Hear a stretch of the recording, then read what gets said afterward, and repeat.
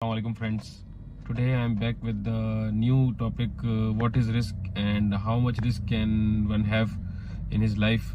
So to understand the risk, the first of all it's exposure to danger or exposure to lose something. And when it comes in the definition of finance, so it's mean to lose exposure to lose the wealth, the exposure to lose the finances, the exposure to lose the investment. Now there are three type of people. One is the risk averse, second is the risk neutral, and the third one is the risk seeker. Risk averse is the one who usually take the calculated risk to the investment. One, he calculated how much he can lose in that investment, how much he can gain against that risk. And about risk neutral is the one who keep his eye on the profit.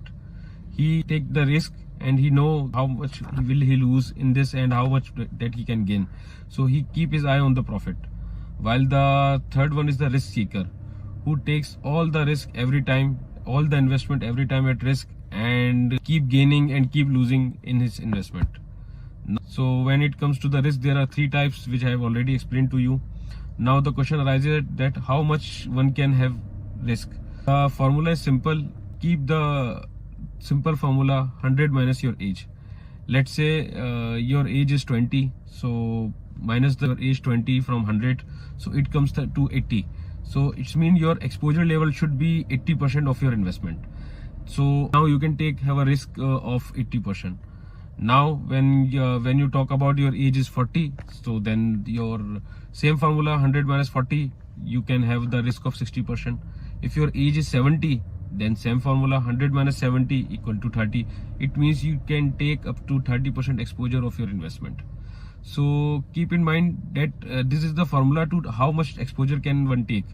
But the first definition here applies, like what is your personality, what is your nature of taking the risk. Either you are the risk averse, either you are the risk neutral, either you are the risk seeker. As per your personality, you should invest with the exposure of that formula 100 minus your age.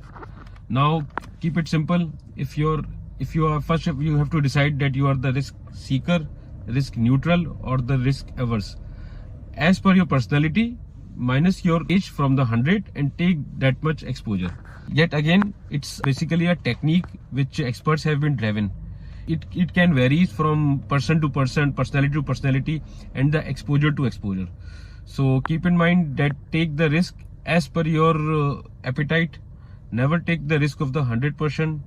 People usually take the risk of their 100% when we talk about crypto, when we talk about the stock market, when we talk about the other investments. So always take the risk whichever your appetite is. Never lose your 100% wealth. Now just to give you a little bit information more on about 100 minus age formula. So keep in mind that 100 minus age is basically your standard formula. It can vary subject to your availability of funds, your appetite, how much risk, what is the opportunity you have available on that time. You can have one investment down, so you can have other investment working. So always keep your investments secure and safe. And yet again, all the formulas, all the judgments are as per the experts, and it can vary from one people to another people, and it's just expert formula to be drive, and it's not suit all the people every time. Like for an example, keeping all eggs in one basket is always the high level of risk. So whatever the return you expect from one investment, diversify your investment with small pieces. Like if you have a exposure of $100, invest $60, $70 in the stock market, $10 in some like bonds, $5 like on crypto, 10% like on real estate. Whatever the opportunity you have available with your funds, try to diversify your investments so that if one market comes down, you never lose all of your money. You always keep your portions of investment in different sectors so that you can have one investment down, so you can have other investment working. So always keep your investments secure and safe. And yet again, all the formulas, all the judgments are as per the experts, and it can vary from one people to another people, and it's just expert formula to be drive, and it's not suit all the people every time.